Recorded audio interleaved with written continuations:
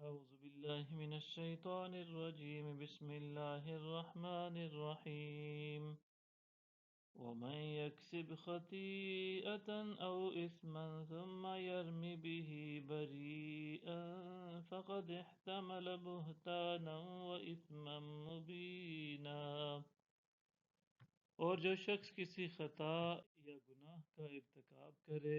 پھر اس کی تہمت کسی بے گناہ پر لگا دے تو اس نے یقیناً ایک بہتان اور کھلے گناہ کو اٹھا لیا۔ وَلَوْلَا فَضْلُ اللَّهِ عَلَيْكَ وَرَحْمَتُهُ لَهَمَّتْ طَائِفَةٌ مِّنْهُمْ أَن يُضِلُّوكَ وما يضلون إلا أنفسهم وما يضرونك من شيء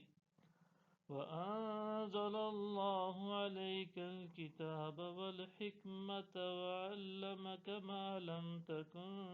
تعلم وكان فضل الله عليك عظيما۔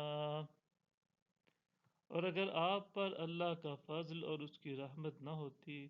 تو ان میں سے ایک گروہ یہ ارادہ کر چکا تھا کہ آپ کو بہکا دیں جبکہ وہ محض اپنے آپ کو ہی گمراہ کر رہے ہیں اور آپ کا تو کچھ بگاڑ ہی نہیں سکتے، اور اللہ نے آپ پر کتاب اور حکمت نازل فرمائی ہے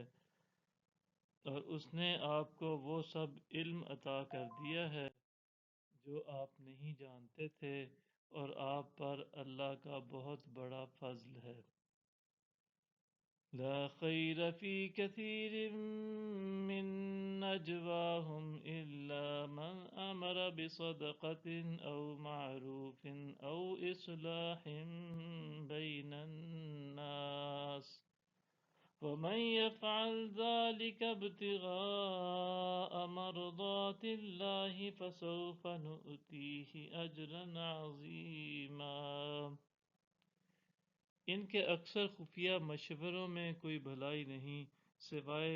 اس شخص کے مشورے کے جو کسی خیرات کا یا نیک کام کا یا لوگوں میں صلح کرانے کا حکم دیتا ہے، اور جو کوئی یہ کام اللہ کی رضا جوئی کے لیے کرے تو ہم اس کو عنقریب عظیم اجر عطا کریں گے۔ صدق اللہ العظیم۔